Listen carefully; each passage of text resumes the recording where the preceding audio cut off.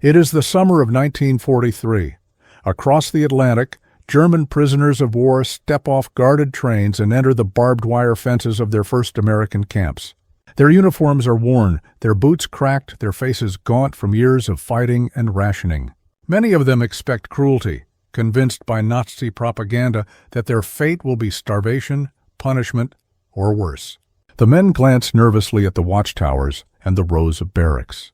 The weight of uncertainty presses heavily upon them, and their imagination paints grim pictures of what lies ahead, yet almost immediately those fears begin to shift. Instead of hunger, they are met with trays of steaming food, potatoes, bread, and meat, more plentiful than they have seen in months. The barracks, though plain and military in design, are orderly and dry. There is structure, there are rules, but there is no arbitrary cruelty. Guards stand watch, yet they do not harass or mistreat the prisoners. For men who expected to be treated as enemies without dignity, the reality feels almost disorienting. What captures their attention most, however, is something far smaller and more ordinary.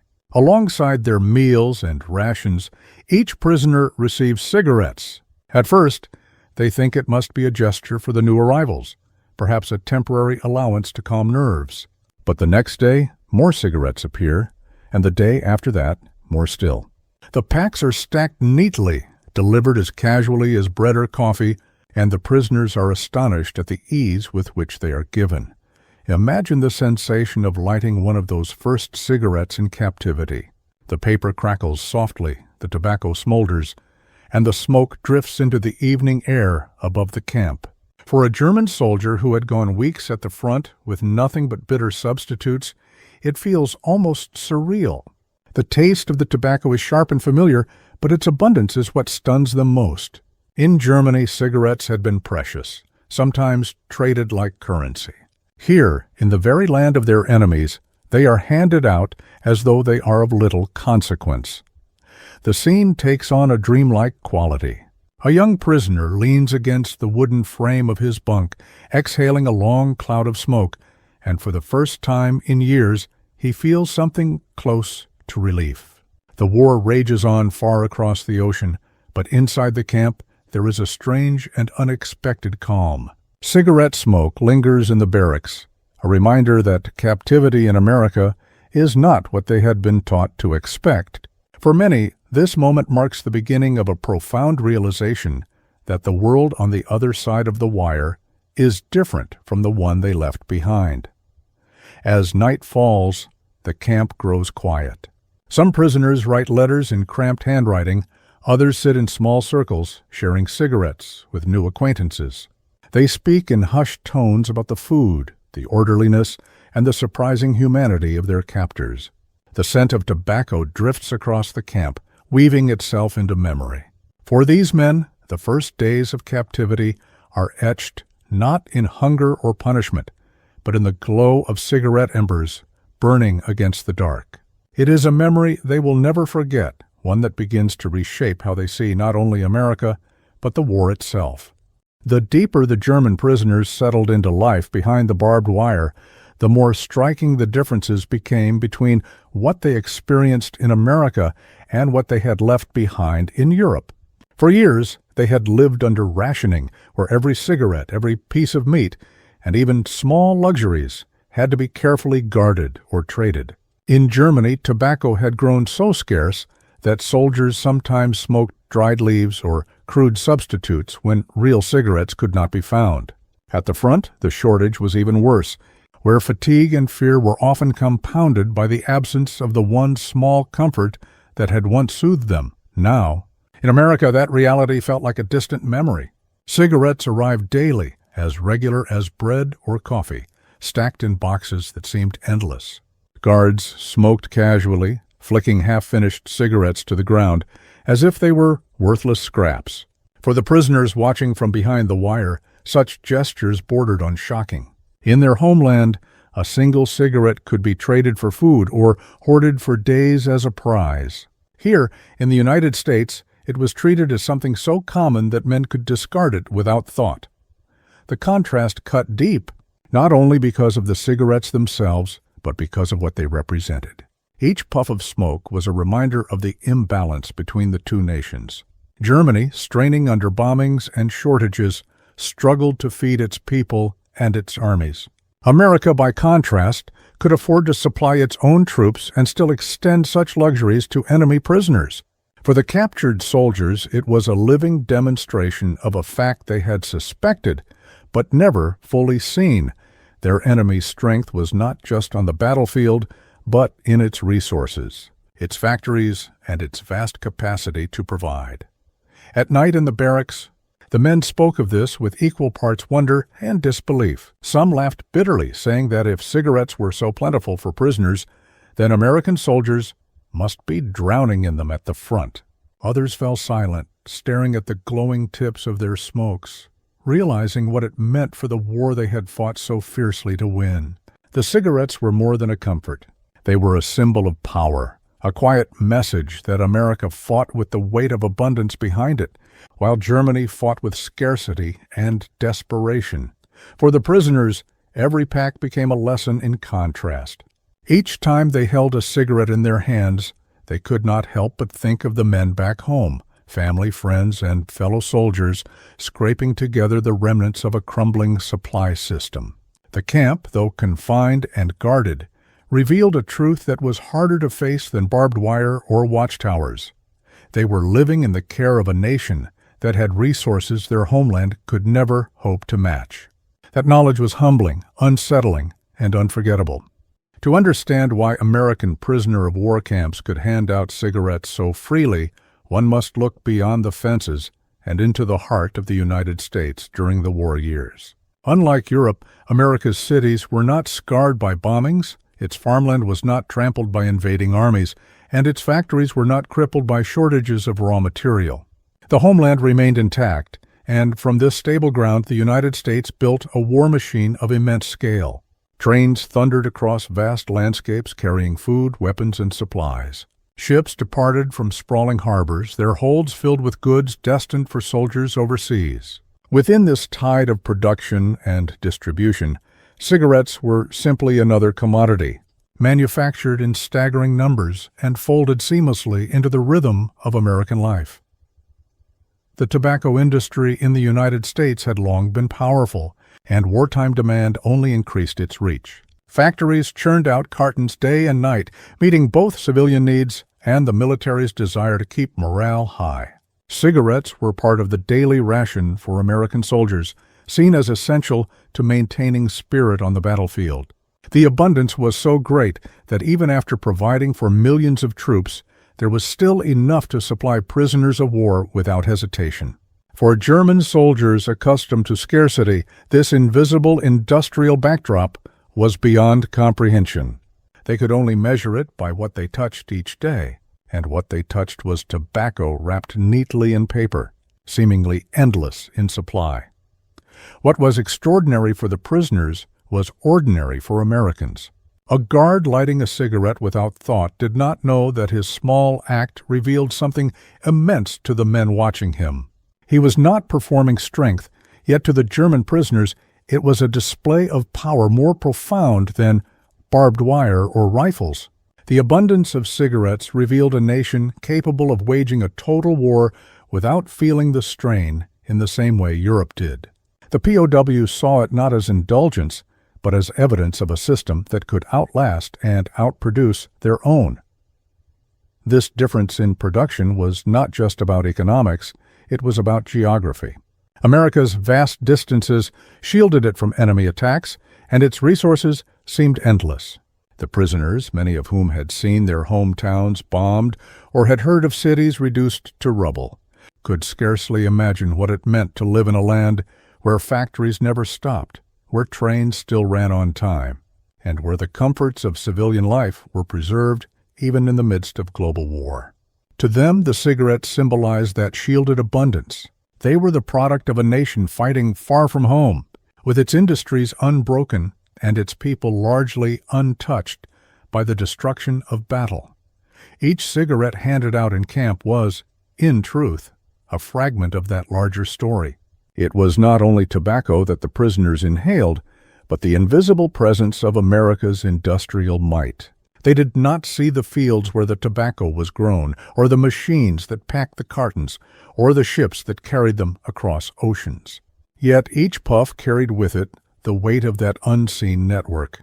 It was a reminder that they were held not by men alone, but by a nation whose very capacity for production dwarfed their own. The origins of this abundance would never be explained to the prisoners in detail, yet they pieced it together in their own way. Some reasoned that a nation capable of feeding and clothing millions of soldiers could easily spare luxuries for its captives. Others thought back to propaganda that described America as decadent, and now saw that decadence not as weakness, but as unshakable wealth. However they interpreted it, the conclusion was the same. The cigarettes in their hands were not just gifts of chance. They were the visible edges of a larger system that had already tipped the balance of the war. Although the German prisoners no longer fought on the front lines, the abundance of cigarettes in American camps brought their memories of combat flooding back with painful clarity. Many recalled the long marches through mud and snow, the endless hours spent in foxholes, and the gnawing fatigue of battle. In those moments, a single cigarette could feel like salvation, a way to steady trembling hands or to distract from gnawing hunger. Yet often there were none to be found. Rations in the German army had grown thin, and tobacco was so rare that soldiers sometimes rolled up leaves or scraps of paper in an attempt to mimic the relief of smoking. Against this memory, the endless supply of cigarettes in America felt surreal. It was as if the prisoners were living in the mirror image of the battlefield, where the smallest comfort was suddenly abundant. The prisoners understood that what they now experienced in captivity reflected what American soldiers had carried with them into combat. If cigarettes were so plentiful for those behind the wire, then the soldiers at the front must have been supplied even more generously. The thought was sobering. It revealed that the imbalance they sensed in battle had not only been about weapons or numbers, but also about the daily comforts that sustained a soldier's spirit. German soldiers had fought with determination, but they had often fought hungry, cold, and deprived. Their American counterparts, with steady supplies of food, equipment, and cigarettes, had been fighting with both strength and morale on their side. Imagine being a German infantryman in France, crouched in a trench with smoke from burning villages drifting overhead. Your rifle is reliable, but your stomach is empty, and the tobacco pouch you carry has long since gone dry. Then imagine facing an American soldier whose gear is clean, whose rations are steady, and who can light a cigarette even in the midst of battle. The difference may seem small on the surface, but to those who lived it, it was a measure of endurance and confidence. Cigarettes were more than tobacco. They were symbols of a soldier's ability to relax, to pause, to find a moment of humanity amid chaos. The Germans realized in hindsight that their lack of such luxuries was another layer of the struggle they could not overcome. For many POWs, the cigarettes in America became a kind of lens through which they re-examined the war itself. They thought back to nights on the Eastern Front, where hunger gnawed at them more fiercely than enemy bullets. They remembered comrades bargaining desperately for cigarettes, sometimes trading rations of bread for a single smoke. Then they looked around their American camps and saw cartons stacked like firewood, guards smoking idly as if tobacco were as common as air. That contrast told them more about the war than any battlefield speech could have. It was proof of the unseen advantage that had carried the United States through combat with unshakable strength. The imbalance of resources had shaped the war in ways they only now began to understand. American soldiers had fought knowing that their supply lines were solid, that food and comforts would continue to reach them. German soldiers, by contrast, had been plagued by shortages that eroded not just their strength, but also their morale. In the camp, every cigarette became a reminder of this difference, a symbol of the invisible battlefield of logistics and supply. The Germans had fought with courage, but courage alone could not match a nation that could supply its armies endlessly. In the quiet of the camp, As smoke curled from their lips, the prisoners began to recognize the larger truth. The war had not only been lost on the front lines, but also in the factories, the farms, and the supply ships. Each cigarette they lit in captivity echoed the imbalance that had already determined their fate. It was a realization both humbling and painful. The war they had fought so fiercely had been decided not just by bullets, but by the sheer weight of abundance that had carried their enemy to victory. As the days in captivity turned into months, the German prisoners began to see the cigarettes in their hands as more than just a luxury. They became a symbol of America's strength, a quiet reminder that the United States could sustain not only its vast armies, but also the men it had captured. What had once been a personal comfort now carried the weight of a larger meaning. The endless flow of tobacco revealed a system so efficient and so plentiful that it could extend generosity even to those it had defeated. For the prisoners, this was a revelation as profound as any battlefield defeat. The psychological effect was unmistakable. For men raised in a culture of scarcity, the casual abundance of American cigarettes was almost unsettling.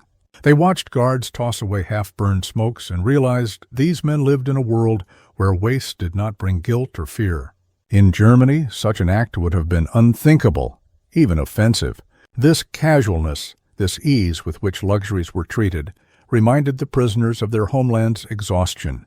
It underscored the gulf between a nation at its breaking point and one that fought a global war while still enjoying the habits of everyday life. For many, the consequences of this realization were deeply personal. It forced them to reassess what they thought they knew about their enemy. Nazi propaganda had painted Americans as soft, decadent, and morally weak, yet the reality unfolding before them was different. What they had mistaken for decadence was, in truth, abundance. What they had dismissed as softness was actually resilience built upon wealth and industry. Each cigarette reminded them of this contradiction, reshaping their understanding of who they were fighting against and why their struggle had been doomed from the beginning. The wider consequences also touched the fabric of morale. In captivity, cigarettes softened the harshness of imprisonment, giving the men moments of calm and familiarity. But with each breath of smoke came the unspoken awareness that their captors were stronger, richer, and better supplied. Some prisoners joked to mask their unease, saying they had chosen the right place to be captured. Others fell silent, their laughter fading into reflection. The abundance was a comfort, yet also a cruel reminder of the futility of resistance. Conversations in the barracks often returned to this theme. Men would whisper about how the war might have gone differently if Germany had enjoyed even half the resources America seemed to command so effortlessly. They spoke of their families back home, who endured shortages and fear while they, the captured, lived in relative ease with cigarettes between their fingers. The irony was bitter. In some ways, the prisoners were better supplied in defeat than their comrades were in the field. That thought weighed heavily on them, becoming part of the silent education of captivity. The consequence was not only demoralization, but also a widening awareness of the true balance of power. Cigarettes, so small and ordinary, became evidence of something vast and undeniable. They revealed the reality that the United States was not only winning battles, but also sustaining a war economy on a scale the prisoners had never imagined. The men behind the wire realized they were witnessing the strength of a nation that could project power across oceans while still treating its prisoners with more comfort than Germany could provide its own soldiers. In the quiet glow of their cigarettes, they understood that this was the shape of defeat. As the weeks stretched into seasons, the German prisoners came to understand that the abundance of cigarettes was not a fleeting gift, but a permanent feature of their captivity. Every morning and every evening, cartons appeared without interruption, as reliable as the guard rotations or the ringing of the camp bell. What first seemed like a gesture of hospitality revealed itself to be something far greater, a reflection of an unshakable supply system. The realization dawned slowly but decisively. The United States was not struggling to keep up with the demands of war. It was thriving within it. For the prisoners, this truth was both astonishing and devastating. Each cigarette that slid between their fingers reminded them of what their own soldiers endured at the front, where scarcity gnawed at morale and necessity turned even tobacco into treasure.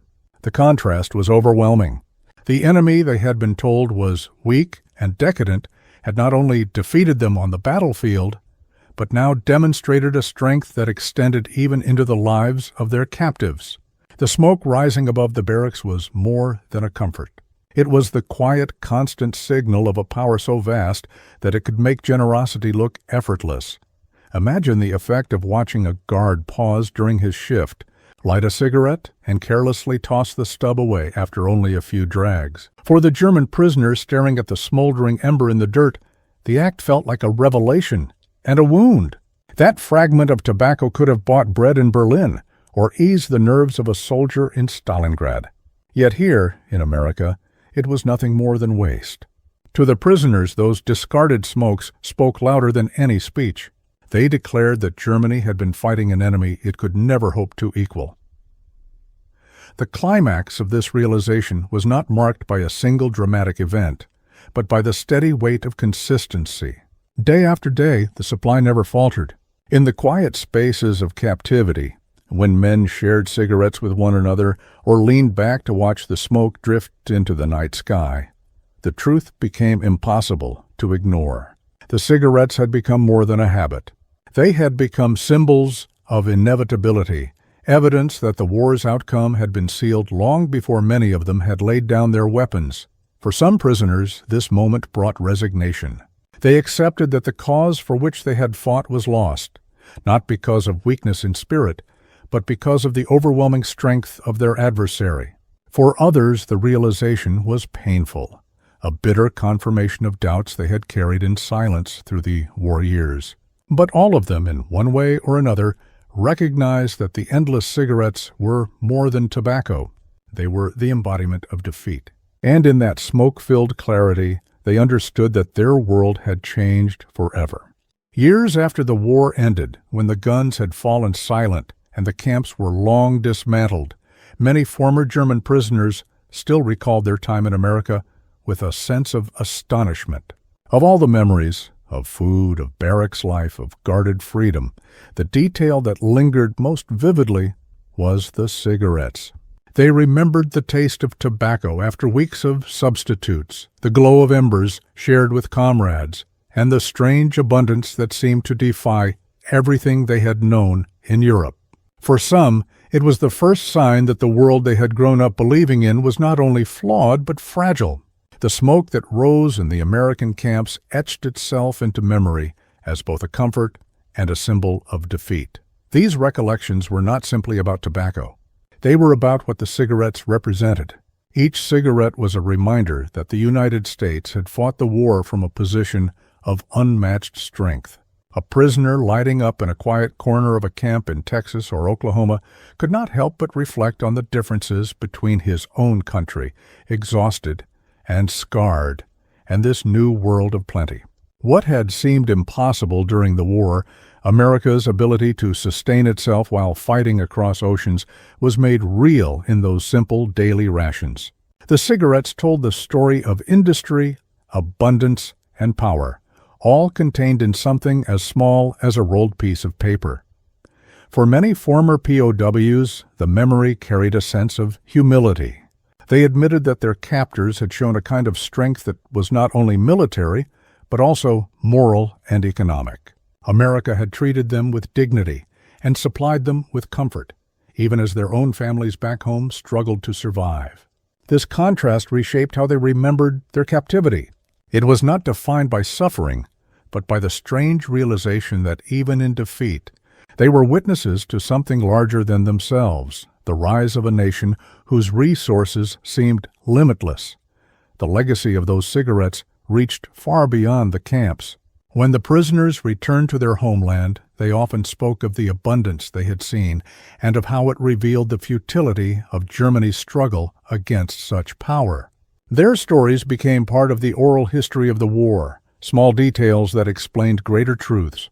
To younger generations, the tale of endless cigarettes seemed almost trivial, but to the men who had lived it, it was a memory as powerful as the sound of artillery or the sight of ruined cities. It was the quiet proof of how wars are won, not only with weapons, but also with the strength to supply, endure, and provide. In the end, the smoke that drifted above the barbed wire fences of American camps carried more than the scent of tobacco. It carried with it the lessons of history, lessons about abundance, power, and the fate of nations. For the German prisoners, those moments of lighting a cigarette in captivity would forever symbolize the turning point when they truly understood the scale of their enemy's strength. It was a memory that endured, a reminder that sometimes the smallest comforts reveal the greatest truths about the course of history.